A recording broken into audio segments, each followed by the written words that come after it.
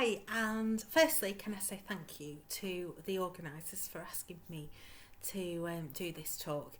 It's the first talk that I have been asked to do, possibly will be the last one, but thank you so much. It really means a lot to me to be asked to talk at this Rosendale Connected conference, especially as it's something that I'm really passionate about. Anyway, let me introduce myself. My name's Dr. Emma Gladwinfield. I'm a GP in Rosendale and I work at St James's Medical Centre. I've been there for 2 years, but I've been a GP for 10 years. And hand on heart, I would definitely say that it is my dream job. I love seeing and talking to people. I love being nosy about what's going on in their life, and I really love caring and helping them feel better. I am a mum of 3. I live in Water, so I work and live in the valley. I've got 2 children who are at Water Primary School and one who's going to go to Stag Hills. So I am heavily invested in this community. I really want it to be as healthy and as happy as it can be.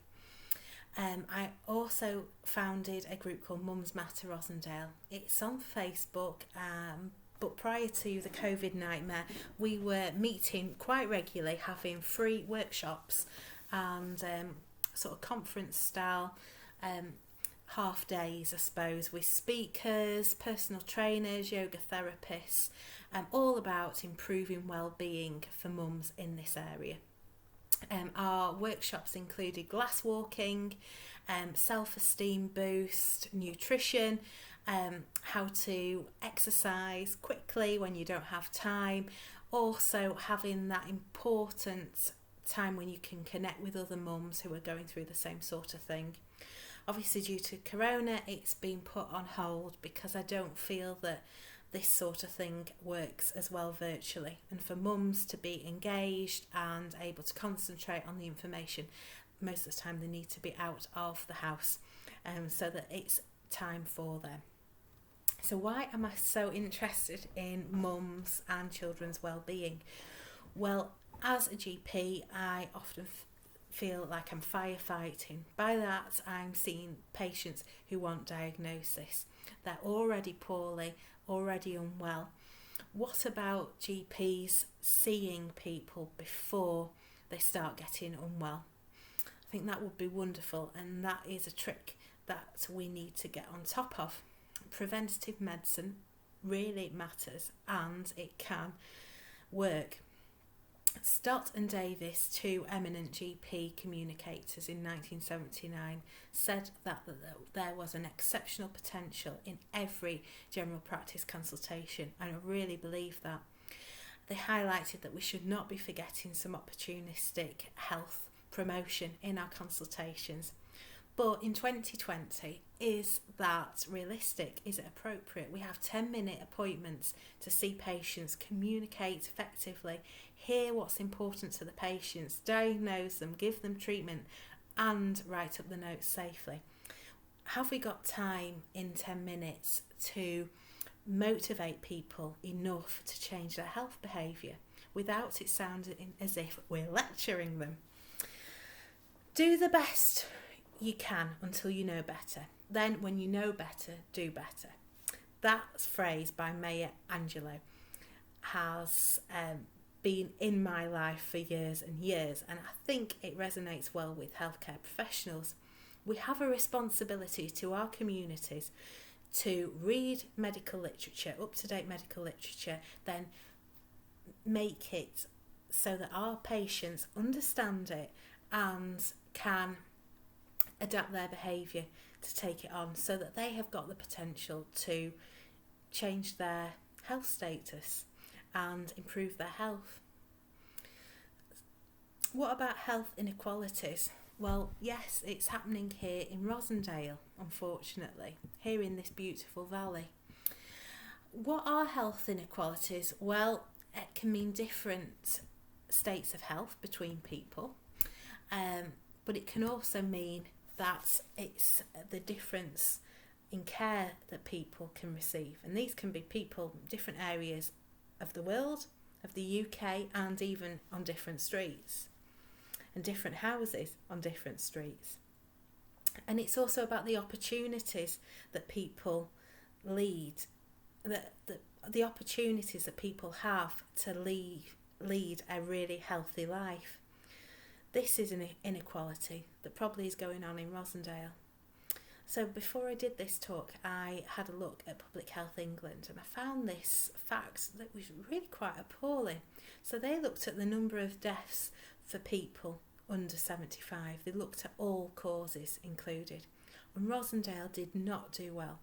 In 2016 to 2018, our numbers went up. It should be going down. Our number was 362 per 100,000. And the average England rate was 330 in 100,000. And this is significantly worse than the whole of England in Rosendale. I look around this beautiful valley and with our wonderful community, and I wonder how that can be happening, and I know that we have to change it. And I think the people in this room and watching the videos have got the chance to change that figure. Wouldn't that be an amazing thing if we could do it? Well, you're probably looking at me maybe for the answer, but I don't think that there's one answer. But I do think that communication between different services in the community is a key thing, and it would massively help. We know that the foundation of health is laid in utero, and it's built upon during childhood. So to change our health inequalities, I think we need to focus on families and children. As a GP, I would personally welcome more connections with education, so that we're able to pass on our knowledge about health and well-being to teachers, parents, pupils. And by pupils, I mean nursery school, primary school and high school. I feel that local GPs and healthcare professionals should be on the board of governors for local schools, so that we can help with the curriculum for health, and that perhaps we could go in and maybe teach certain things. That would be amazing, and I would definitely love to do that. What about healthcare professionals going out to baby groups and toddler groups and setting up an informal clinic there? We would have limitless people coming in to see us. We could pick up on some real subtle things that could change people's lives. We could be picking up mums with postnatal depression who were too scared to go to the doctors. I think that could be completely life-changing. Also, why should people come and see the doctors and spend their time when they're not ill? I think we should be having some workshops, well-being workshops at the weekend for families, so that they can sit together, be active and learn about new things to help improve their health and well-being. But in order to target the families that we really want there needs to be motivation. And I feel that possibly a discount to the swimming pool or a reduced gym membership would be motivation, and just need to find somebody who's connected to Rosendale Leisure Trust to set that one in motion.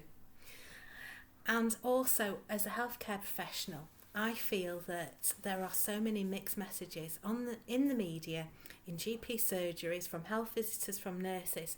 I feel we need to have a Rosendale fixed key health message.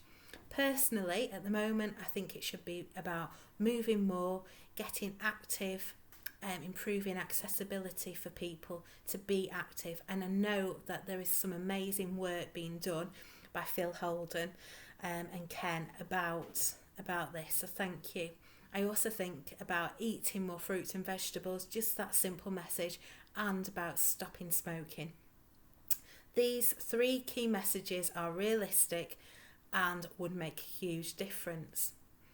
So these are just my views, and I know that there are a lot of amazing health professionals here in Rosendale who are as passionate about the community as I am.